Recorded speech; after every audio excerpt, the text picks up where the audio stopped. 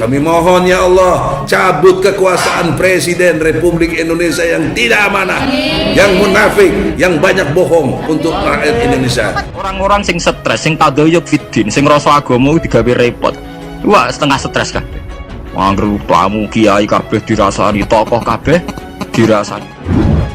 Jokowi dalam gugatan kita ada 66 janji, 66 yang kita dibohongi, 66. Nah, kalau dihukum jadi bisa sampai kurang lebih 300 tahun. Berhentilah menyebarkan kebohongan. Berhentilah membodohi rakyat. Egi, kau tuh cuma cari uang.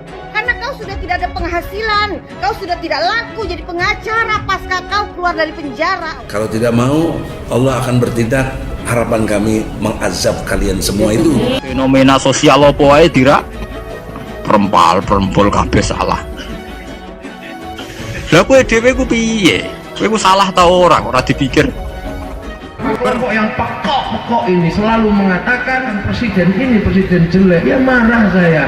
Kalau dia tidak bertobat, harus dinyatakan hari pembangkangan kepada presiden yang zalim. Kalau bukan kami yang menghargai presiden ini, siapa bangsa lain menghargai presiden kita sendiri?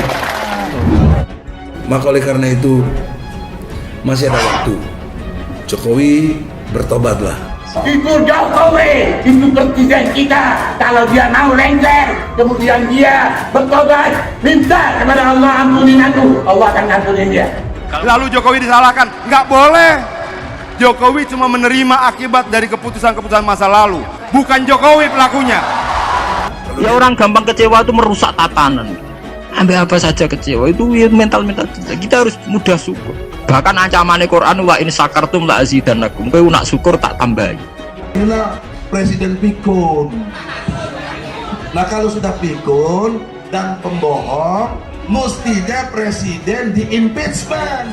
Wes ditokoi Gus Dur kecewa, ditokoi Basim kecewa, tokoi Pak Karno kecewa. Kowe milih tokoh sapa? Nokoi awam dhewe. Boleh kita yang jembar dada. Itu tadi sampai Quran ngeritik wa tul insanu bisyarri du'ahu bil khair. Kita ini mudah gegabah. Yang kita katakan perbuatan tercela adalah menurut pasal 7A UUD 45, yaitu perbuatan bohong. Ini mau memimpin negara terus salahin orang yang sudah jadi presiden, dari mana ini? Kalau Anda jadi presiden mungkin sudah ubanan gitu. Kira gampang apa orang jadi seperti itu? Jadi saya juga udah ingatkan, umur kita kan nggak mungkin lah sampai 300 tahun ya. Akhirnya pulang berendam pakai Baiklin. Oke, pala ente celup-celupin ke Baiklin biar bersih syukurnya. Mudah-mudahan Allah beri sehat pada Jokowi dan kesadarannya, kewarasannya untuk mau bertobat. Kita tidak memaksa dia mundur kalau dia mau bertobat. Jokowi nggak mau bertobat, emang si Egi ini siapa Tuhan? Dia aja dosanya banyak, ini manusia kalau Nyai buka semua borok-borok dia, habis loh Egi. Lalu Jokowi disalahkan, nggak boleh. Jokowi cuma menerima akibat dari keputusan-keputusan masa lalu, bukan Jokowi pelakunya. Kalau dia tidak bertobat, harus dinyatakan hari pembangkangan kepada presiden yang zalim. Hari pembangkangan kepada presiden yang zalim. Hello, Egi, kau tuh cuma cari uang. Otak kau di mana, Egi Sujana? Nggak ada otak kau. Apa perlu nantinya bongkar siapa kau sebenarnya? Manusia ini selalu bawa-bawa nama Allah, tapi niatnya busuk, jahat. Ya, Egi Sujana tuh licik. Presiden yang membuat rakyatnya sengsara. Nah kalau apa yang disampaikan oleh abang kita, ketika banyak orang mencela Jokowi, mau dia krempeng, mau dia pelangap-longo, tapi yang krempeng dan pelangap-longo itulah yang membagikan 9 juta sertifikat buat rakyat. Yang kita katakan perbuatan tercela adalah menurut pasal 7A UUD 45, yaitu perbuatan bohong. Saya mau tanya, mungkin tidak pemerintah menyusun anggaran sendiri? Tidak mungkin. Anggaran pendapatan belanja negara disusun bersama-sama Presiden dan DPR. Jelas? Nah inilah presiden pikun. Nah kalau sudah pikun dan pembohong, mestinya presiden di impeachment oleh DPR. Jangan kemudian cuma menyalahkan pemerintah, tapi partainya di DPR menyetujui anggaran-anggaran itu. Pemerintah salah? Tidak, karena undang-undang dibuat bersama pemerintah dan DPR. Bahwa presiden tidak punya akal sehat di dalam menjawab, tidak punya ilmu di dalam menjawab, maka dia pakai kekuasaan. Pak Jokowi ini bukan orang yang suka teriak-teriak ya. Bukan bicara yang besar, kerjanya yang besar. Dia tidak perlu cerita kemana-mana. Tiba-tiba ada lapangan pekerjaan. Dia tidak perlu cerita apa-apa, tiba-tiba ada jalan, pabrik, dan sebagainya. Dan kepikunan itu perbuatan tercela. Kalau presiden melakukan perbuatan tercela, mestinya di impeachment.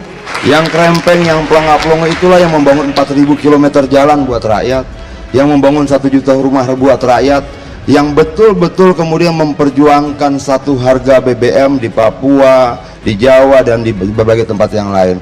Mereka yang menghina presiden itu yang menurut saya belum berbuat apa-apa. Kalau menantang kami rakyat, kami kan mewakili rakyat nih, ya, ini kan rakyat, saya juga rakyat kok, emang siapa saya? Rakyat. Belum tentu juga apa yang disampaikan itu benar adanya. Ketika kemudian orang mencaci maki dia tetap membagikan listrik buat rakyat. Ketika orang mencaci maki dia tetap memberikan sertifikat buat rakyat. Jangan diputar balik, kita yang dianggap mengancam-ngancam lagi. Karena banyak rakyat yang pendukungnya beliau nggak terima dengan gugatan ini, dianggap kita ini ngaku-ngaku mewakili rakyat yang mana katanya. Itu kan nggak masuk akal juga. Nggak bisa kita menggunakan atas nama kebebasan mencaci maki orang, atas nama kebebasan memfitnah orang, atas nama kebebasan menyebarkan kebohongan dan sebagainya, atas nama kebebasan kita menghakimi kepintaran orang, kecerdasan orang dan sebagainya. Rakyat yang pasti ya nggak dukung Jokowi lah. Iya. Kalau dilihat dari Pilpres 68 juta yang tidak dukung Jokowi. Ditambah lagi dengan kelakuan seperti ini, mungkin yang didukung Jokowi udah pindah lagi nggak mau dukung. Bisa juga terjadi begitu. Itu kok kayak ditanya belain rakyat yang mana? Mungkin mereka coba mencari dalih lain karena ketidakmampuan menjelaskan kesalahan masa lalu itu. Bagaimana caranya mencari cerita-cerita bohong, membangun fitnah-fitnah baru.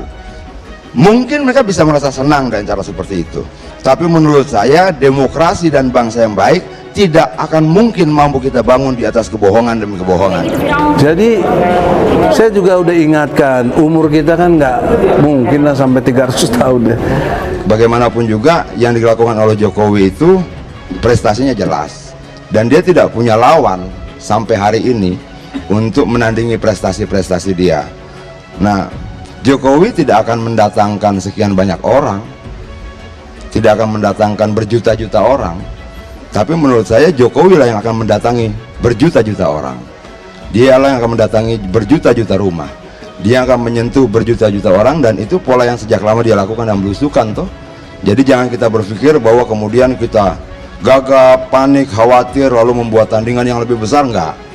Tadi kita sudah diingatkan semuanya bahwa negara kesatuan Republik Indonesia ini perlu persatuan, perlu kesatuan, dan NKRI adalah harga mati. Seperti yang telah dicontohkan oleh Nabi dalam hal politik, kekuatan politik. Rasulullah pernah membentuk kontrak politik dengan semua unsur, dengan semua komponen masyarakat melalui Piagam Madinah. Untuk apa ini? Untuk mempersatukan, untuk sebuah kesatuan. Dan dengan Piagam Madinah ini jelas sekali bahwa ajaran Islam, umat Islam itu menghargai kemajemukan suku, kemajemukan golongan, beraneka macamnya agama.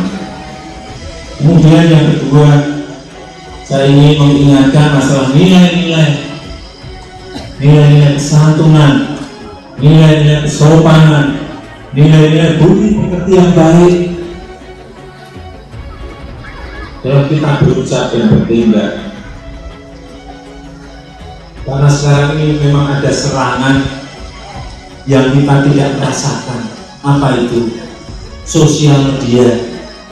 Semuanya bawa HP, bawa gadget, bawa handphone semuanya. Informasi dari manapun bisa diterima. Tapi siapa yang bisa menyaring ini berita bohong atau berita benar? Ini berita fitnah atau berita benar?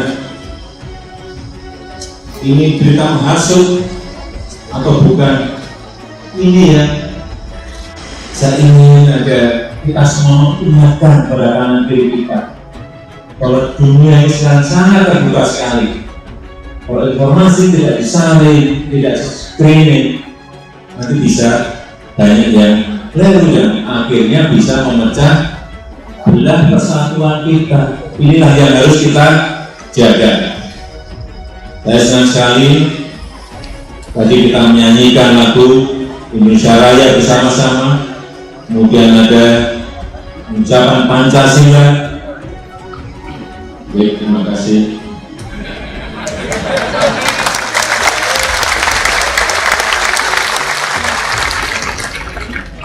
Saya baru tahu juga hanya di sini. Saya ingin salah satu maju ke depan yang hafal Pancasila tunjuk jari.